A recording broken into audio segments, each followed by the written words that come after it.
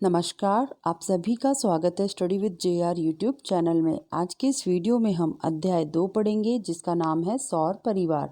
और जैसा कि आप सभी को पता ही है कि हमारे इस चैनल पर क्लास 6 के और सब्जेक्ट जो एसएसटी है सामाजिक विज्ञान के वीडियो लेक्चर्स बनना भी स्टार्ट हो गए हैं। और आरबीएससी की जो माध्यमिक शिक्षा बोर्ड की किताब है उसका ये चैप्टर 2 है सौर परिवार। और सबसे पहले हमने स्टार्ट किया भाग 1 भूगोल। इसमें मैंने आपको बताया था कि 3 भाग हैं।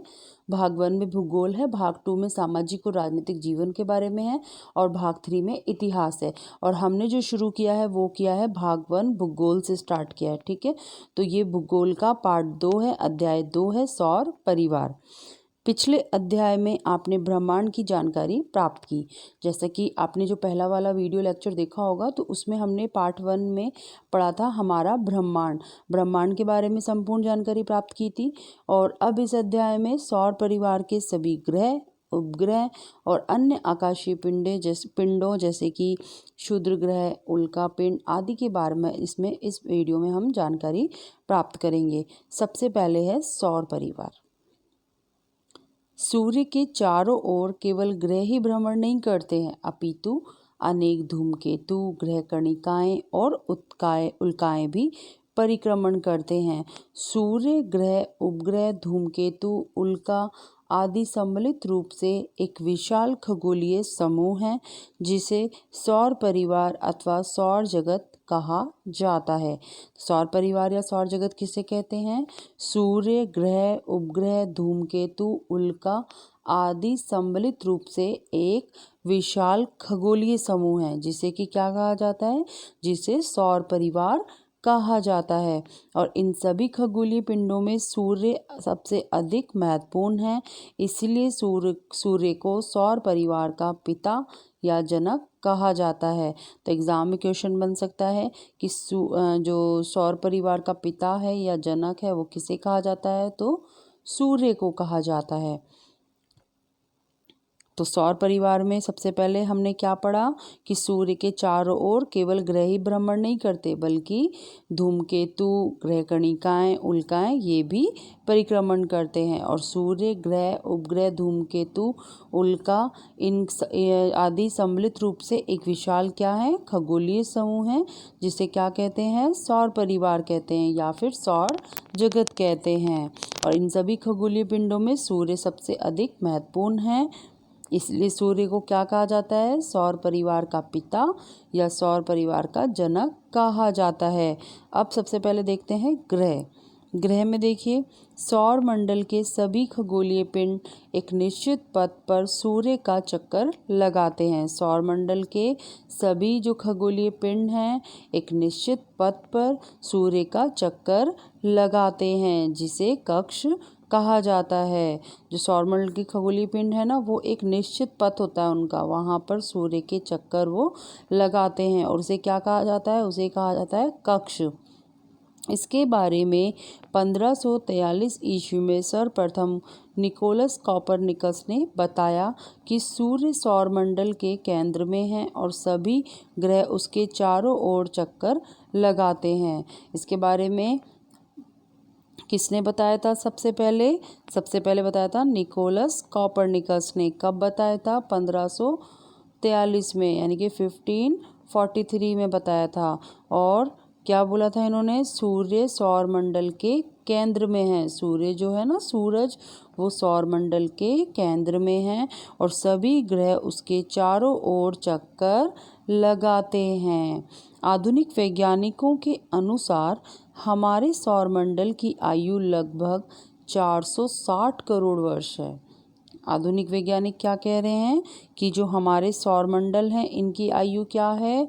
लगभग 460 करोड़ वर्ष है। सूर्य हमारी आकाशगंगा के लगभग 100 अरब तारों में से एक है। सूर्य भी तो एक तारा ही है ना।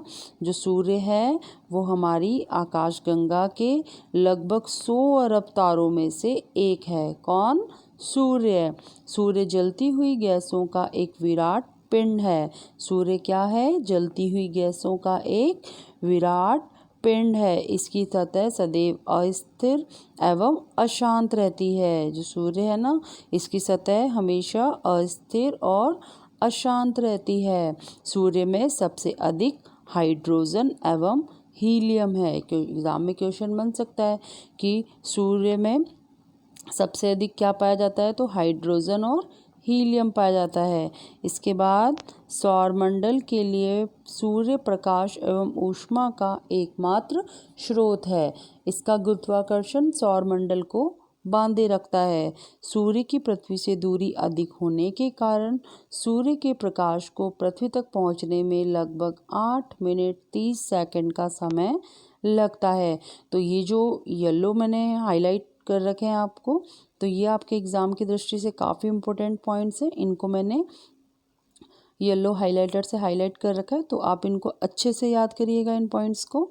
और देखिए एक क्वेश्चन ये एग्ज़ाम में ये भी बन सकता है कि सूर्य की पृथ्वी से दूरी अधिक होने के कारण जो सूर्य के प्रकाश है वो पृथ्वी पर पहुंचने में कितना समय लेता है, तो ये समय लेता है 8 मिनट 30 सेकंड। ये आपको याद रखना है कि सूर्य का प्रकाश जो है धरती पर कितने समय में पहुंचता है, 8 मिनट 30 सेकंड में। हमारे सौर परिवार में कुल 8 ग्रह हैं। ग्रह भी याद रखने हैं आपको कि हमारे सौर परिवार में कुल कितने ग्रह हैं, 8 ग्रह हैं जो सूर्य के चारों ओर चक्कर लगाते हैं। सूर्य से विभिन्न दूरी पर स्थित इन ग्रहों का आपस में टकराना संभव नहीं है। इनका अपना प्रकाश नहीं होता है। ये सूर्य से ऊष्मा एवं प्रकाश प्राप्त करते हैं। किनसे प्राप्त करते हैं ये ऊष्मा और प्रकाश? सूर्य से। सूर्य से दूर जाने पर क्रमश बुध, शुक्र, पृथ्वी, मंगल, बृहस्पति, शनि, अरुण, वरुण ग्रह है।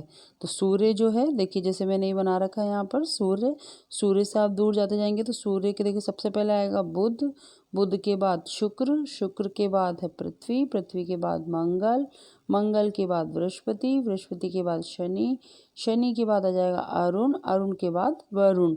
इस तरीके से है। और सन 2006 तक प्लूटो को भी एक ग्रह माना जाता था। कब तक? 2006 तक। लेकिन नए प्रमाणों के आधार पर अंतर्राष्ट्रीय खगोलीय संगठन ने प्लूटो को बोने ग्रह का दर्जा दिया है। तो ये भी आपको याद रखना है कि बोने ग्रह का दर्जा किसको दिया गया है? प्लूटो को दिया गया है।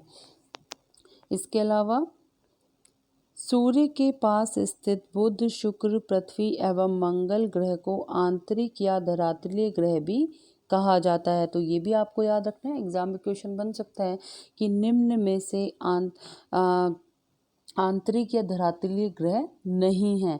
और आपको ऑप्शंस दे दिए जाएं 3 और एक दूसरा ऑप्शन दे दिया जाएगा। इस तरीके से आपसे पूछा जा सकता है एग्जाम में। तो ये आपको याद रखना है कि सूर्य के पास स्थित बुध, शुक्र, पृथ्वी और मंगल ग्रह को क्या कहा जाता है? आंतरिक या धरातलीय ग्रह कहा जाता है। और ये छोटे और अधिक घनत्व वाले हैं और चट्टानों से बने हैं। कौन से ग्रह हैं?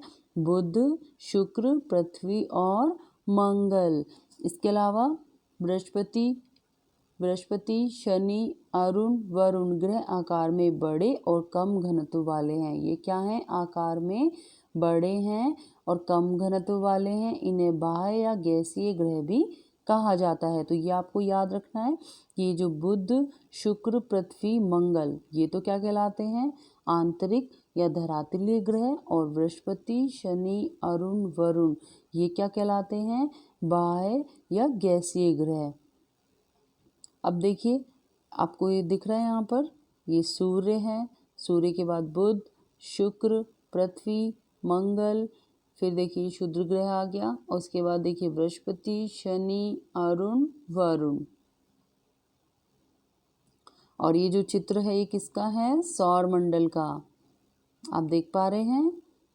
अब देखिए ग्रहों की प्रमुख विशेषताएं क्या हैं? आंतरिक ग्रह और बाह्य ग्रह।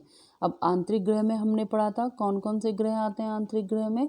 बुध, शुक्र, पृथ्वी, मंगल। और बाह्य ग्रह कौन कौन से थे? बृहस्पति, शनि, अरुण, वरुण। तो सबसे पहले अब इनका हम अंतर देख रहे हैं। आंतरिक ग्रह जो है इनका निर्माण किससे होता है? चट्टानों से। जबकि जो बाह्य ग्रह हैं इनका निर्माण गैस या तरल पदार्थों से हुआ है। और जो आंतरिक ग्रह हैं इनका घनत्व भी अधिक होता है और जो बाह्य ग्रह हैं इनका घनत्व कम है। इसके अलावा जो बुध है वो सूर्य की परिक्रमा कितने दिन में करता है? 88 दिन में। और अपने अक्ष पर घूर्णन 59 डेज में। और उपग्रह की संख्या की बात करें तो 0, उसका कोई उपग्रह नहीं है। अब देखिए दूसरा है शुक्र। शुक्र जो है सूर्य की एक परिक्रमा करता है 225 दिन में और अपने अक्ष पर घूर्णन 243 दिन में। उपग्रह की संख्या भी 0, इसका भी कोई उपग्रह नहीं है। किसका? बुध और शुक्र का। अब देखिए तीसरे नंबर पे है पृथ्वी। सूर्य की एक परिक्रमा कितने दिन में? 365 दिन में। अपने अक्ष पर घूर्णन 1 दिन। और उपग्रह की संख्या कितनी है? 1 है। कौन सा है वो उपग्रह? चंद्रमा। ये आपको याद रखना इम्पोर्टेंट है। पृथ्वी का जो उपग्रह है वो कौन सा है? चंद्रमा है, एक ही है चंद्रमा। फिर है मंगल। सूर्य की एक परिक्रमा कितने दिन में? 687 दिन में और अपने अक्ष पर घूर्णन 1 दिन में। उपग्रह की संख्या कितनी है? 2 है। अब देखिए बाह्य ग्रह। बाह्य ग्रह में 5वें नंबर पे जो है बृहस्पति। सूर्य की परिक्रमा 11 वर्ष 11 माह में। अपने अक्ष पर घूर्णन होता है 9 घंटे 56 मिनट। और उपग्रह की संख्या कितनी है? 16 है। उपग्रह की संख्या 16। फिर देखिए शनि। सूर्य की एक परिक्रमा 29 वर्ष 5 माह में। अपने अक्ष पर घूर्णन 10 घंटे 40 मिनट। उपग्रह की संख्या लगभग 18। इसके बाद है अरुण। अरुण देखिए सूर्य की एक परिक्रमा 84 वर्ष में और अपने अक्ष पर घूर्णन 17 घंटे 14 मिनट में। उपग्रह की संख्या लगभग 17। उपग्रह की संख्या कितनी है? 17। फिर देखिए वरुण। सूर्य की एक परिक्रमा लगभग 164 वर्ष में। अपने अक्ष पर घूर्णन 16 घंटे 7 मिनट। उपग्रह की संख्या कितनी है? 8। उपग्रह की संख्या 8। अब देखिए खगोल वैज्ञानिकों ने सौर मंडल के सभी पिंडों के कई वर्ग बनाए हैं। ग्रह, उपग्रह, बौने ग्रह और लघु पिंड। उपग्रह ऐसे आकाशीय पिंड को कहते हैं जो किसी ग्रह के चारों ओर चक्कर लगाता है। उपग्रह किसको कहते हैं? ऐसे आकाशीय पिंड जो किसी ग्रह के चारों ओर चक्कर लगाते हैं। ऐसे पिंड जो सूर्य की परिक्रमा करता है और दूसरे पिंडों को रास्ता भी काटता है, वह क्या कहलाता है? बौना ग्रह। ऐसा पिंड जो सूर्य की परिक्रमा करता है और दूसरे पिंडों का रास्ता भी काटता है, वो क्या कहलाता है? बौना ग्रह। प्लूटो, एरिस, सेरिस आदि बौने ग्रह के उदाहरण हैं। सूर्य की परिक्रमा करने वाले सौरमंडल के बाकी सभी छोटे छोटे पिंड जैसे क्षुद्र ग्रह, उल्का पिंड, वरुण के पार पाए जाने वाले अनजाने पिंड तथा सौर मंडल में आने वाले धूमकेतु आदि को लघु पिंड कहा जाता है।